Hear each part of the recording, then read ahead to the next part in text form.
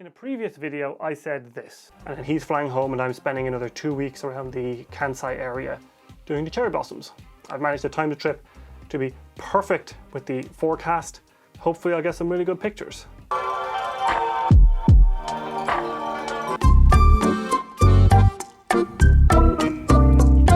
That plan went right up to Swanee because the year I go, they have their latest opening in 10 years. But I made the most of the trip anyway, which starts, as all good trips do, with a morning pint in Dublin Airport.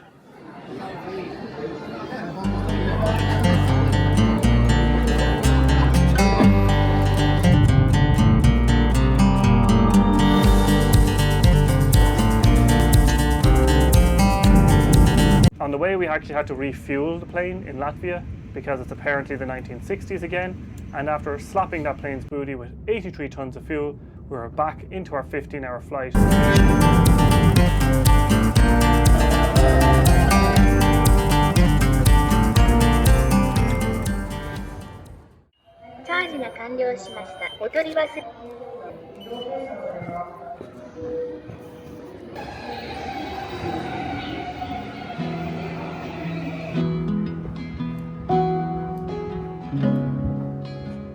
So I'm just walking through the cherry blossom alleyway here in Meguro. As you can see, not much in the way of blossoms, but should be good in about 2 weeks' time.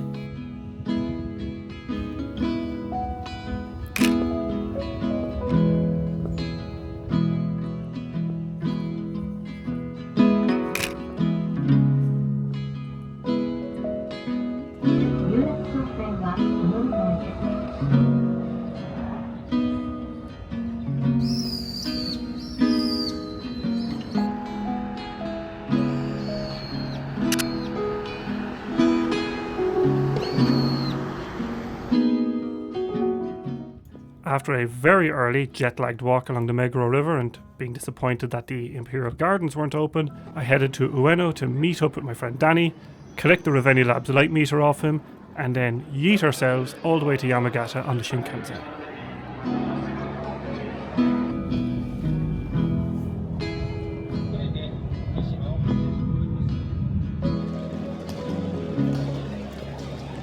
Once we collected our rental car about 10 minutes before the rental shop actually closed, we hit the road and headed to Ginzan Onsen, a beautiful little onsen town nestled in the mountains of Yamagata.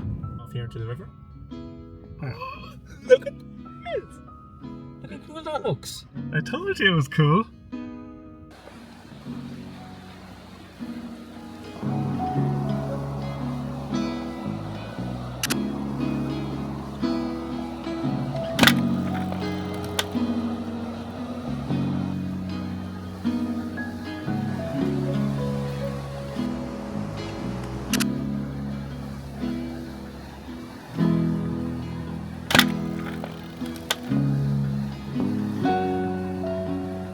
So what happened here?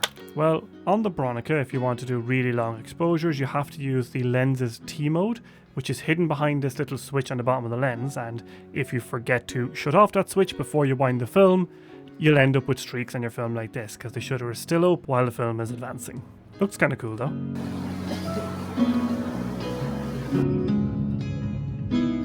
After Ginzan Onsen, me and Danny drove to the ryokan we'd be staying that night, and I got to introduce him to Japanese onsen etiquette.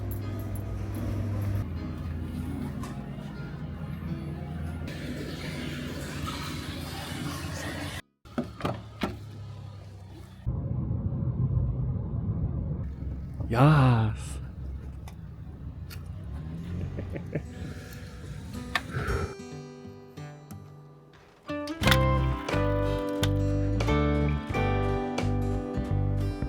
Today was driving through North Japan in pretty depressing weather, to be honest. We did try to visit this waterfall, but the main access area was closed due to the snow.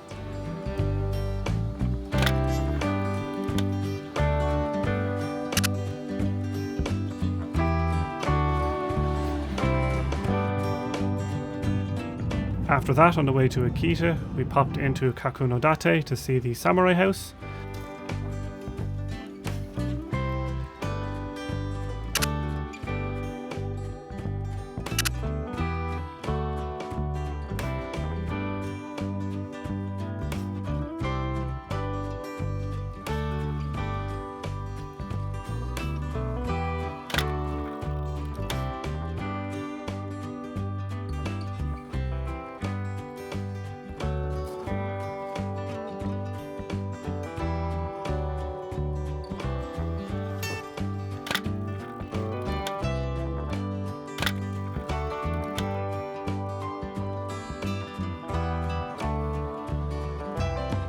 After visiting the samurai house and a nice lunch, we decided to pull in next to a level crossing to watch the Akita Shinkansen roll by.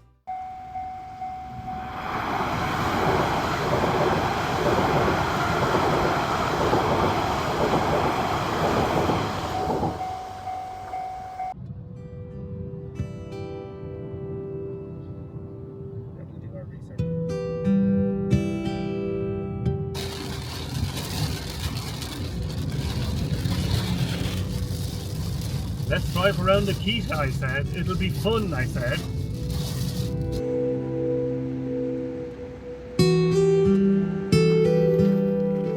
In Akita, we visited the castle park after dark.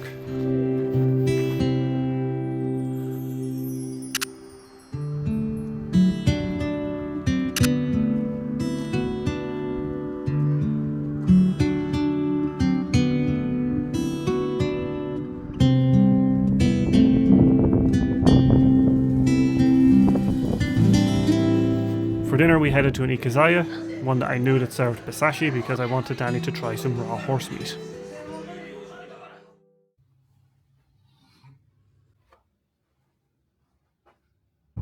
If he had went, he'd have been gone.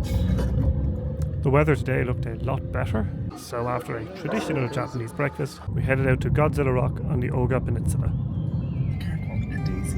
The Isis! The Toyota Isis!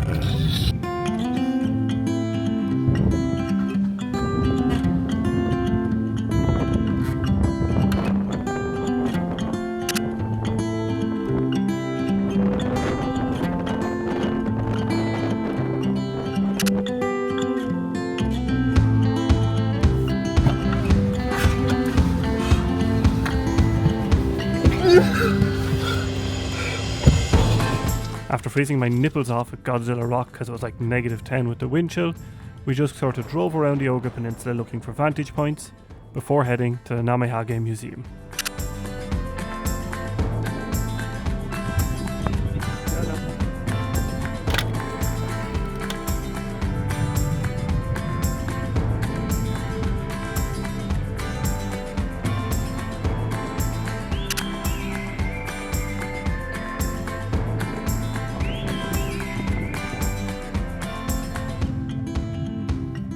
The Namehage Museum was definitely worth a visit if you're in the area because it is pretty cool, and the local people are very proud of this heritage where monsters come down from the hill to scare lazy children into doing their chores.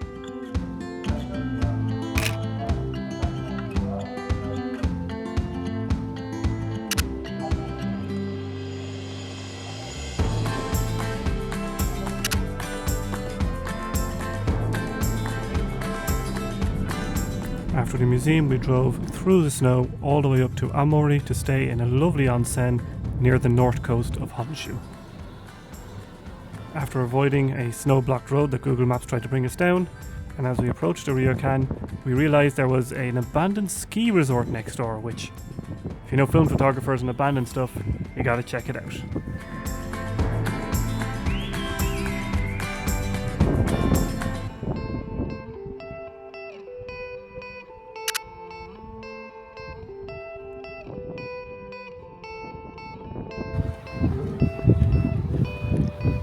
Give us an old snowstorm. Give us a snowstorm. After dinner and a very nice onsen visit which had an outdoor bath in the snow which was awesome, we passed out for the night.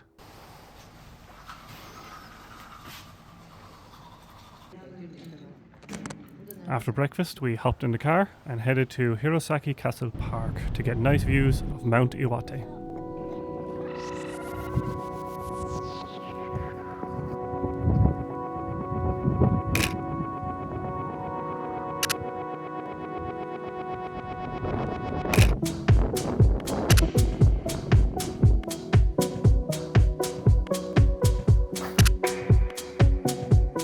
After enjoying the view, we headed to Aomori to drop off the rental car and grab a Shinkansen back to Tokyo. That's a power connection point for the Shinkansen.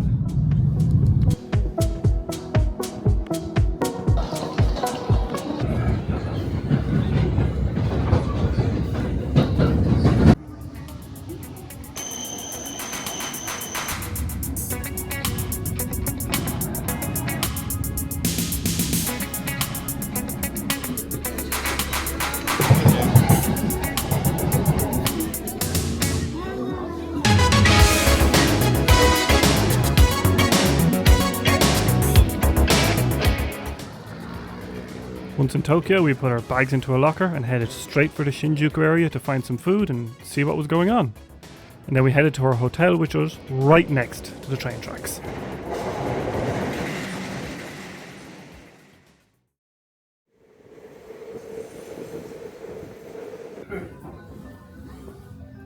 After visiting Kitamura Camera, because let's be honest, I'm in Tokyo, I'm visiting Kitamura Camera, me and Danny checked out the Shinjuku area during the day where the streets were actually pedestrianised, so we took a few pictures.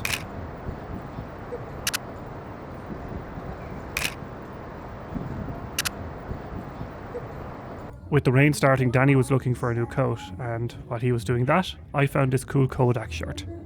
And once we had our gear, we headed to the Imperial Palace, where there was actually some early blooming cherry blossoms nearby.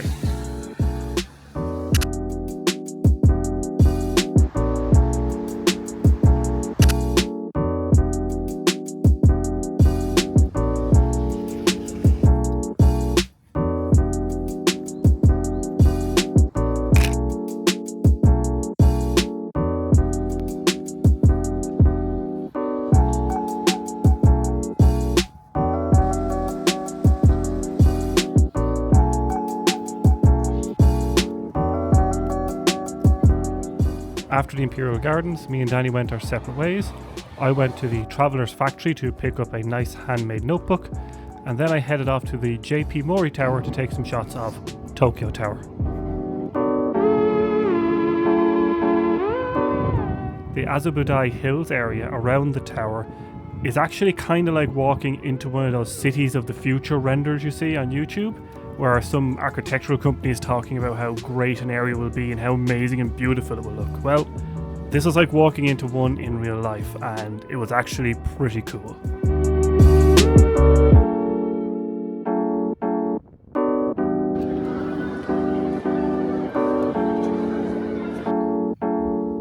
Once up in the sky lobby, I was able to use my 24mm tilt shift lens on the Z8, as well as a mini tripod on the floor next to a pillar to hopefully get some nice long exposures without grabbing the attention of the security guards.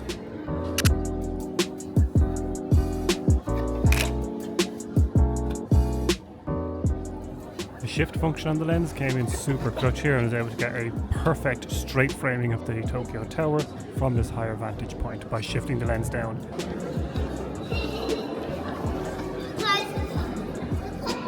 Nearby, I was able to get an alternate angle of the tower by using my ridiculously useful clamp on a railing instead of using a tripod.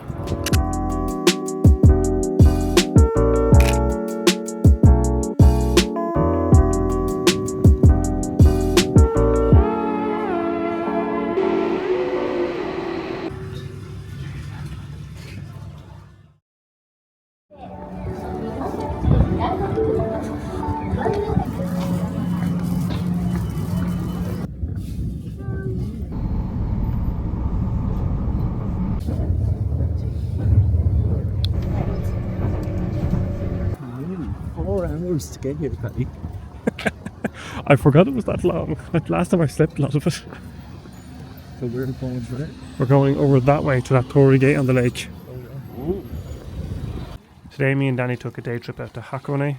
We had the choice between Mount Fuji or Hakone, and now I've been here before and done this loop already, so we decided to go in the opposite direction, which meant waiting for ages at the bus stop and taking a really long bus over the hill. From there we decided to walk out to Hakone Shrine and check it out. It's taking us 4 hours to get here. If I have to take 5 minutes, I'm just every fucking person that wants to afford it.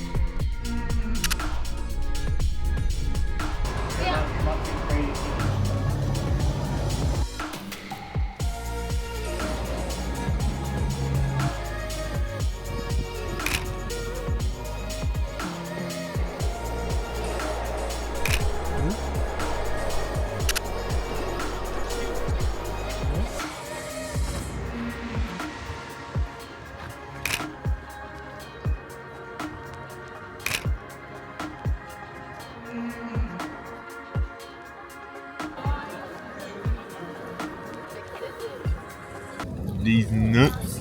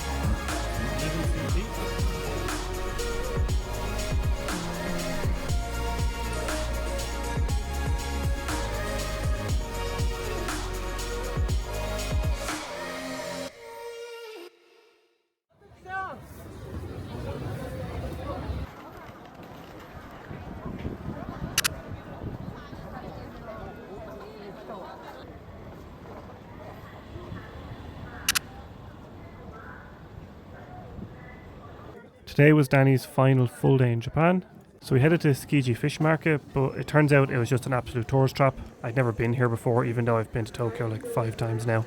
Even so, I did pick up a few morsels. After that, we went our separate ways. I went to Nakano Broadway to enjoy some cultural pursuits, shall we say. And while I was here, Danny headed off for his appointment at the Capybara Cafe.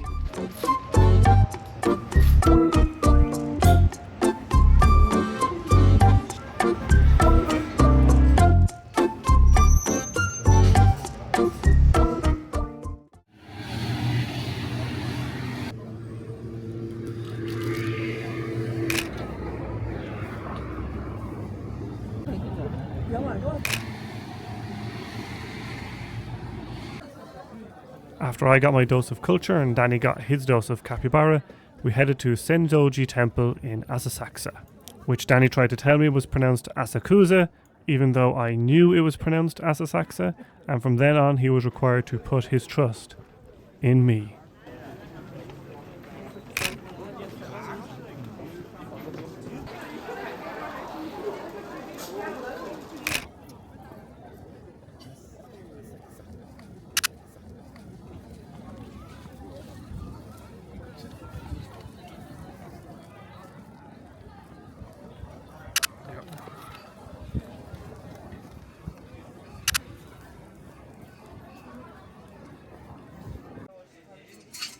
Over by the fortune paper thing area, I got talking to German photography bro, and after exchanging some contact information, we decided to meet up again a week later once I was back from the Kansai region photographing the non-existent cherry blossoms. Once this accord was struck, I headed to the tourist centre to get a nice vantage point over the area. And once again, my clamp came in ridiculously handy to get some nice long exposures without needing to set up a tripod.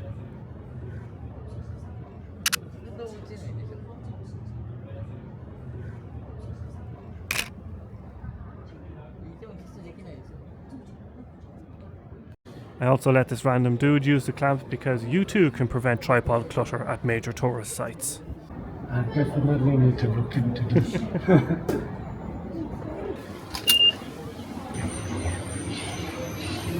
After that, we went to the Shibuya area to visit the Hachiko statue, and because Danny wanted to see the madness of Tokyo one last time before leaving.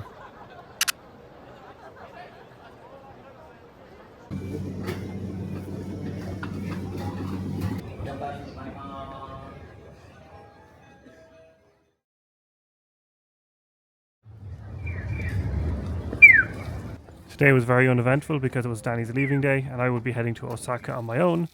So we got one final okonomiyaki together before saying a tearful goodbye at the Skyliner. Can I go through this?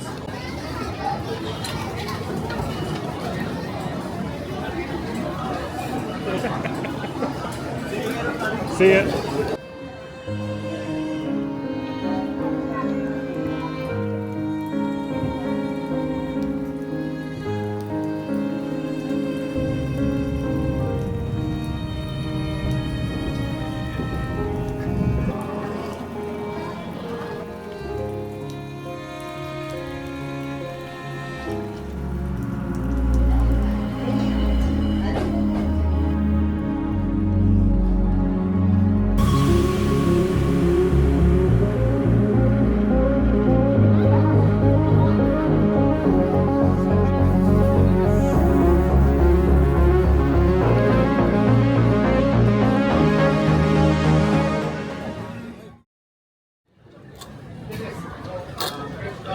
City. Thank you very much.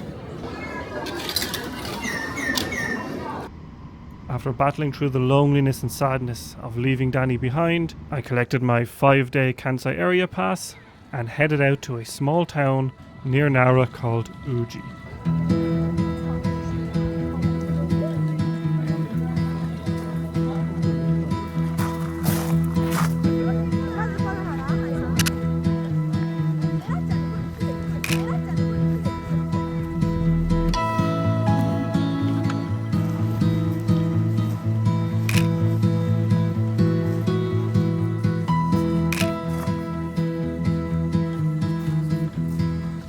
After visiting the Byodo-in temple, which incidentally is the temple on the back of the 10 yen coin, I decided to head across the river and up the hill to a viewpoint.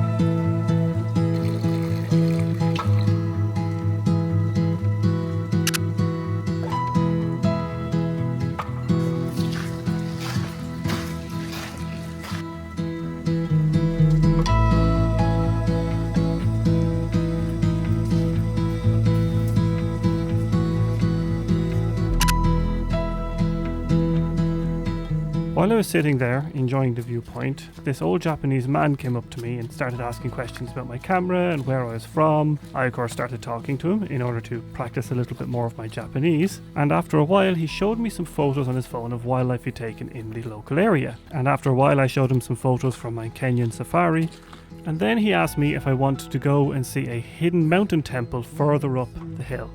So of course I said yes, so me and my new Japanese guide headed off up the hill.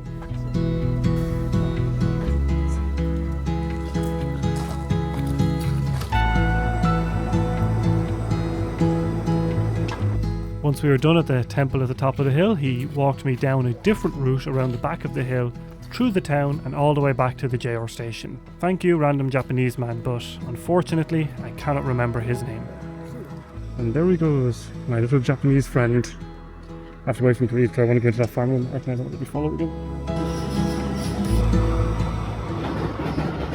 While I was passing through Osaka Station and the Umeda shopping area, I went into Yodobashi Camera to ogle at all that delicious gear that I can't afford. Variety of cameras, watches, computers, game console.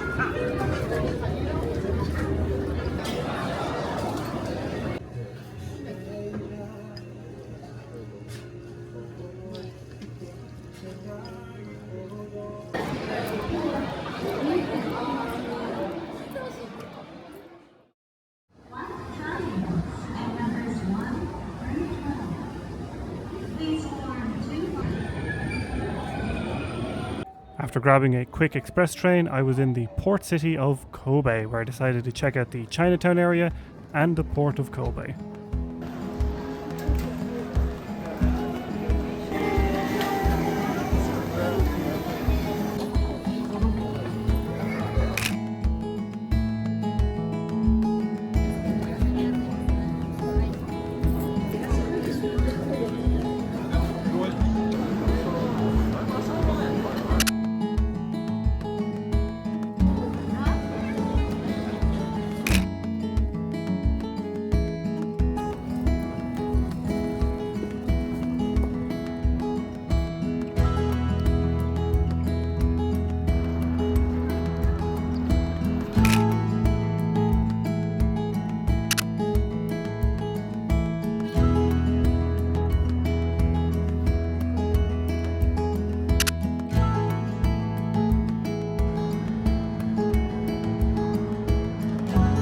After visiting the harbour park, I headed to the hiking trails that are hidden behind Shinkobe station.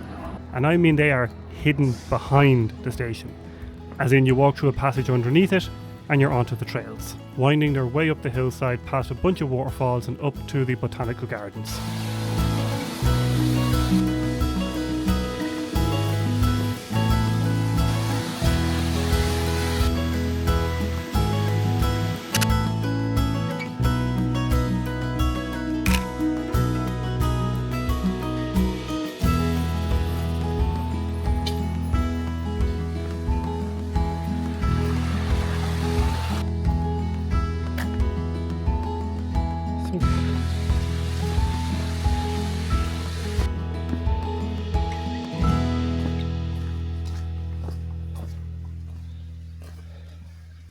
absolute sweating my titties off because I decided to bring my ski jacket thinking it was going to be as cold as yesterday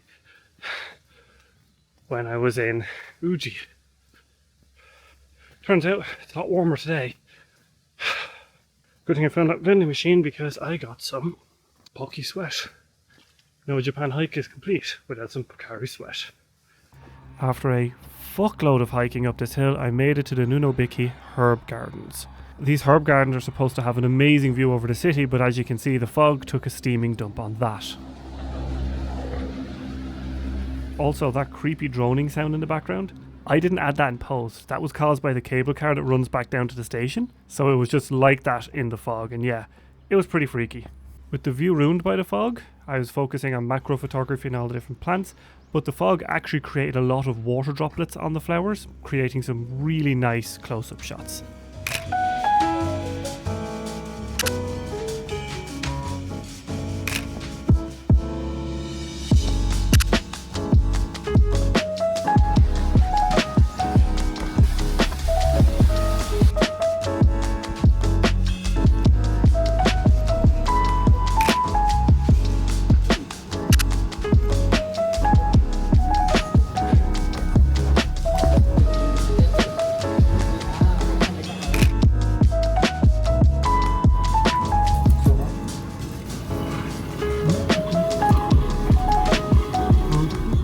Once I was finished in the herbal foot bath, I walked the rest of the way up to the top of the gardens to get the ropeway back down because I was way too knackered to hike all the way back down.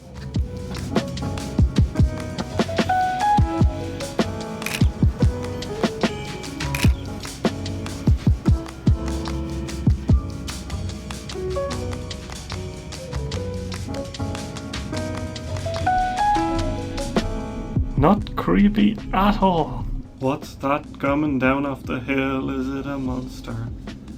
No, it's pasty in a cable car.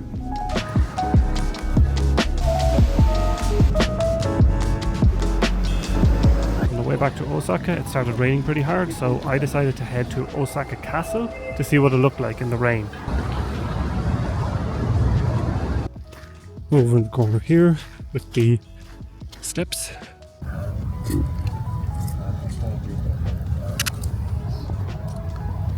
You got a film camera there. After chatting to some other people taking pictures in the area about film cameras, I decided to head off because the rain was not helping this shot at all. So I headed back to the Dotonbori area because when it's raining, that area looks aesthetic as fuck.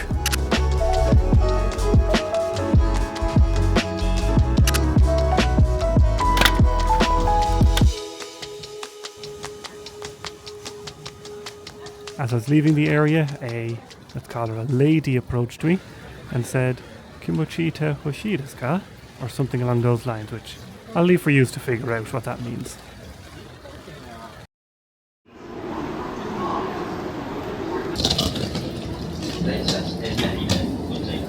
For today, I was hopping on the Kinotari Limited Express train out to Kinosaki Onsen, a beautiful little onsen town.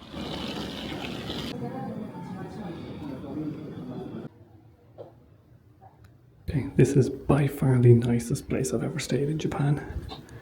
Kinosaki Onsen. This particular ryokan has a private onsen we can use, but I also have a pass for the town that gives me access to a bunch of different onsens around the town, and I can use this bad boy.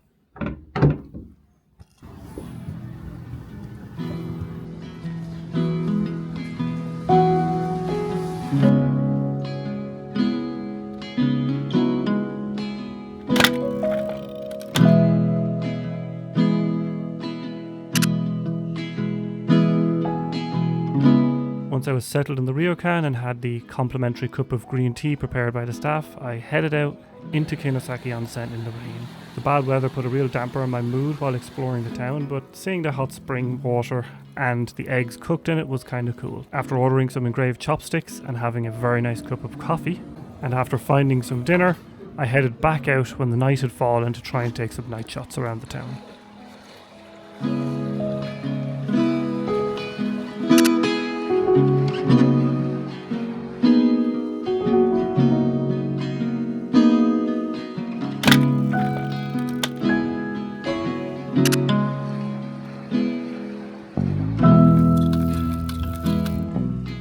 thing that's really kind of upsetting is that this entire river area was supposed to be full of cherry blossoms at this time of year, but the late opening meant that it was just dark and wet and gloomy while I was there. So I headed back to my ryokan for the evening just to chill out and relax in the onsen.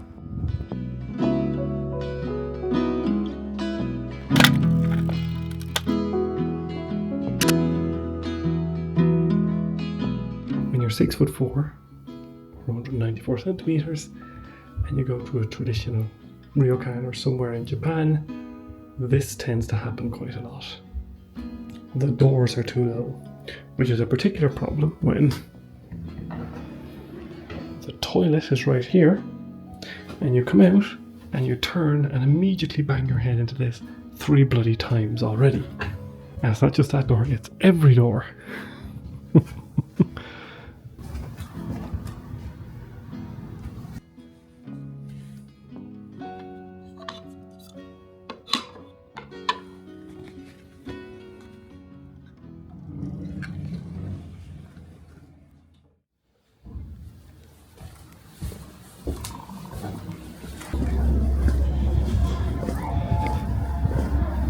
Please take your ticket. Thank you very much. Once I had my bags stored and my train ticket booked, I headed out into the town in the good weather because typically the day I'm leaving the town the weather's really, really good.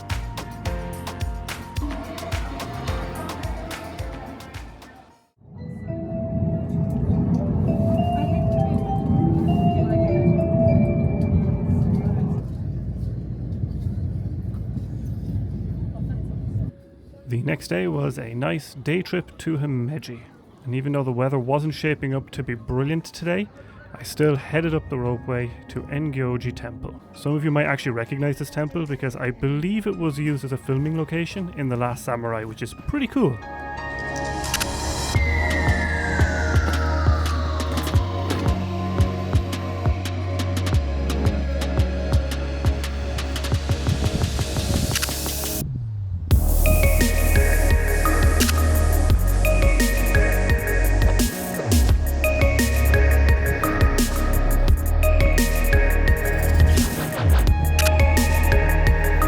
Once I was finished in the temple, I headed to Hemiji Castle, the crown jewel of the city. Originally the plan here was to take cherry blossom photos with the castle, but that all fell through because of the bad weather and the late opening.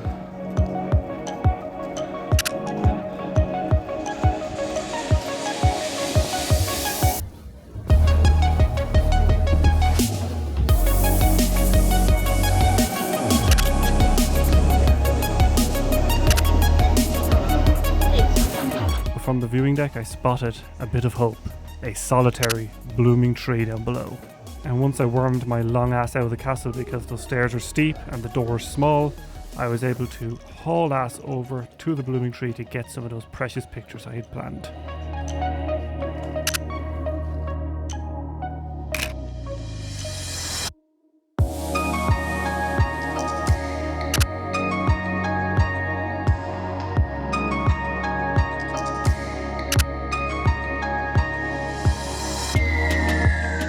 With some of those photos in the bag, I headed back to the station, making sure to book my ticket at least an hour later so I could sit on the platform and watch those Shinkansens roar by at full speed.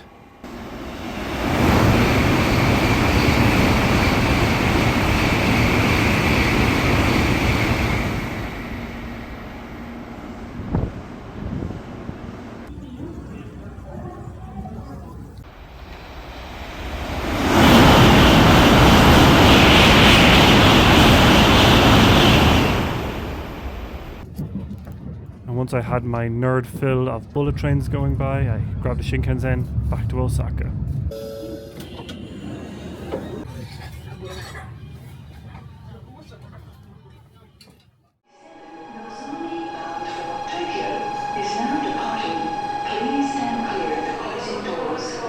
With my time in Osaka completed, it was time to grab another Shinkansen from Osaka, through Kyoto, all the way to Tokyo like a speed demon.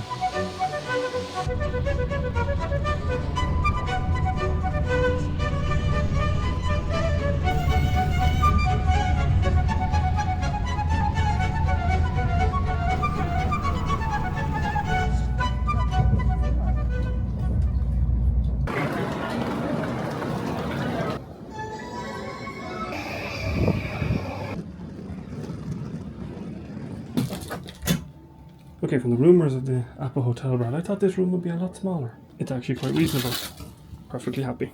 Once settled into the hotel, I loaded up some Lomo 800 colour negative and headed out to Ueno Park to look at the glorious cherry blossoms that weren't there. But even still, as evening was falling, I managed to pull off some nice shots.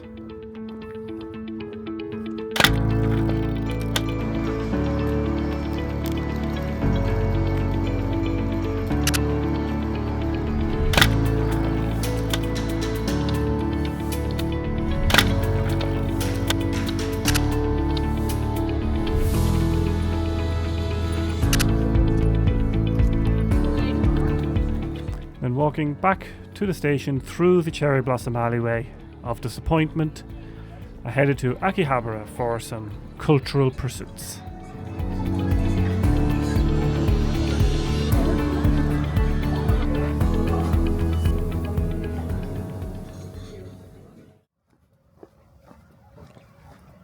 Today I found myself walking through the peaceful suburbs of Tokyo, heading out to Tokoji Temple, because I'd seen some posts on Instagram showing the blooming cherry blossoms.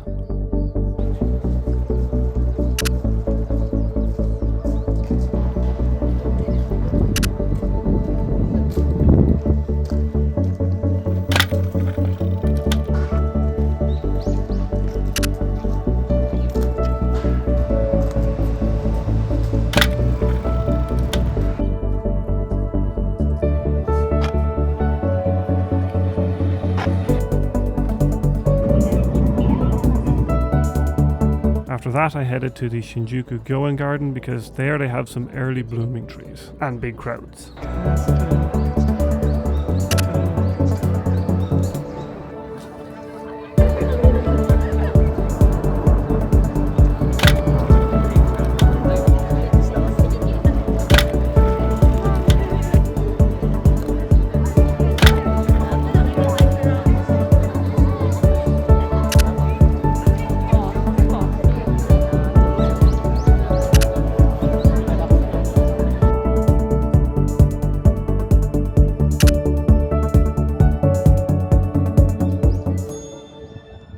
After taking a few, if you squint really hard, things that might resemble pictures, it was time to leave the incredibly crowded park, along with everybody else as the gates were closing.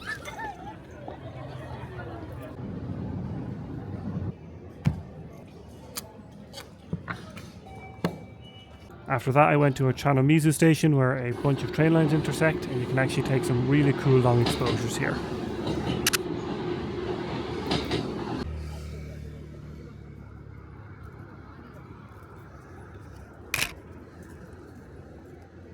I also went to Akihabara to do some night photography as it's right next to a Chanomizu, but it didn't turn out very well. And there's a DeLorean over there for some reason. Gonna have to go check that out in a minute. When I went over to the DeLorean, a police officer showed up and started talking to the owner about something, not sure what. So I decided to take my leave. Unfortunately, while I was there, I put my tripod down and forgot it. But I wouldn't realise this till the next day.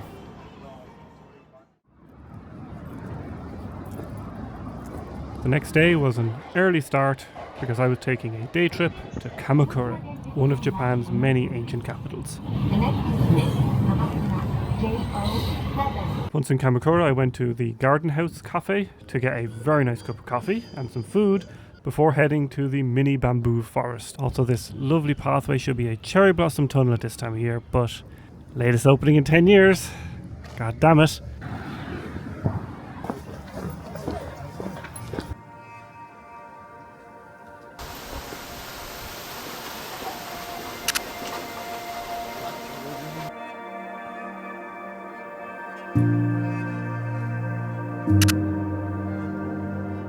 When you're paying for the ticket into this little forest, there is an optional matcha green tea you can buy, and you head to the back of the forest and get a freshly prepared cup of tea. And it really is very nice to just sit there looking out into the woods enjoying your matcha. Although if you have seen any videos of this before, this area is very small, a lot smaller than the videos would suggest.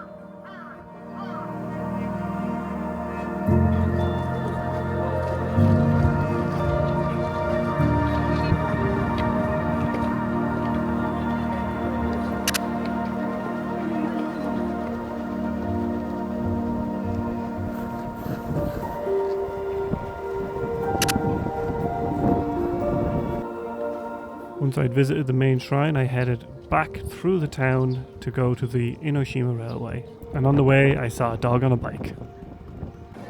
Unfortunately, it was the weekend and it was a school week off, so this thing was hellishly packed. As it was a beautifully hot day out, I decided to take a rest with a craft beer before making my way to Hasadera.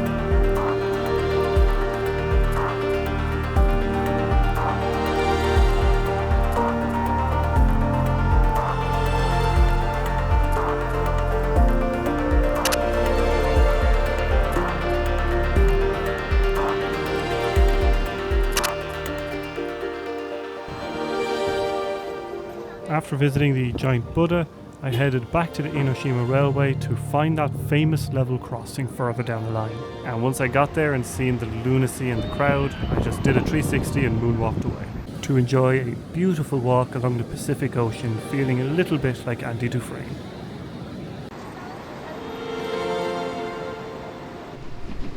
On the walk back along the coast, I found some much nicer places to take pictures of the tram away from the crowds.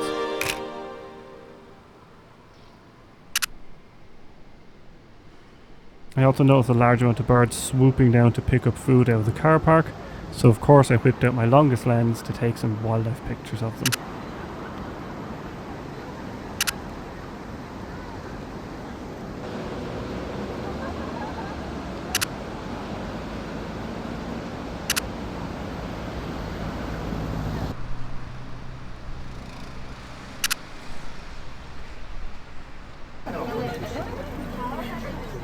After getting compacted on the Inoshima Railway back to Kamakura Station, I decided to splurge a little bit and buy a green car upgrade ticket so I could sit in the double-decker car looking down on the plebs in the platform below.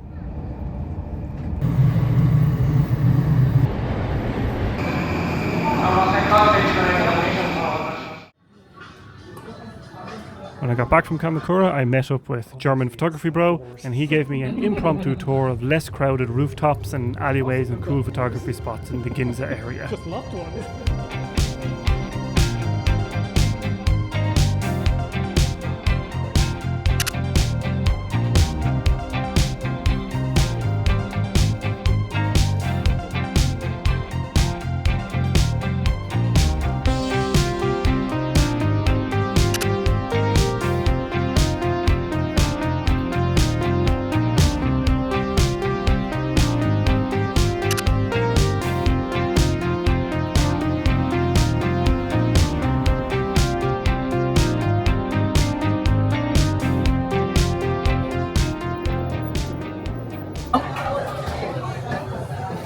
You don't like this? What are we doing?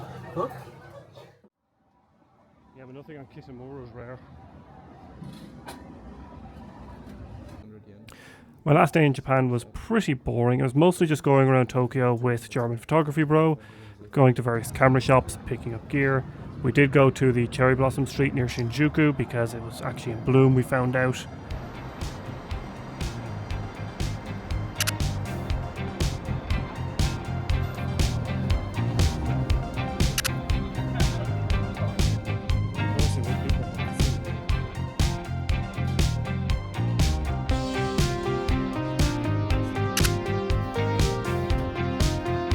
We also went to the Nikon Plaza in Tokyo because it's really awesome up there. You get to play around with all the latest gear, and because you have such a high vantage point, you can play around with some of the super tellies, the new Plana lens, and all kinds of other goodies as well.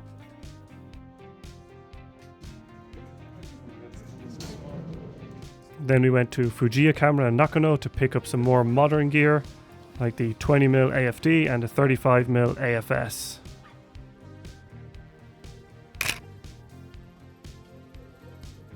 And then we went to an ikazaya near my hotel to get drunk, and unfortunately we stayed out till about 2 AM, giving me about 4 hours to get to my hotel, pack, sleep, and get up for my flight home.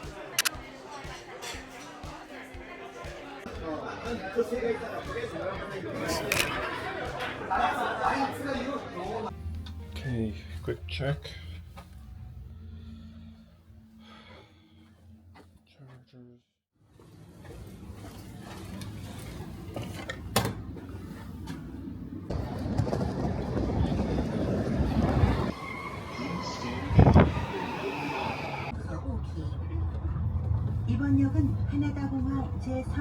Next day I got up, headed to the airport, got one last little bit of Japanese food into me, and then I said the hardest of goodbyes before getting on that 15-hour flight home. Back to those of you who are returning from our executive club.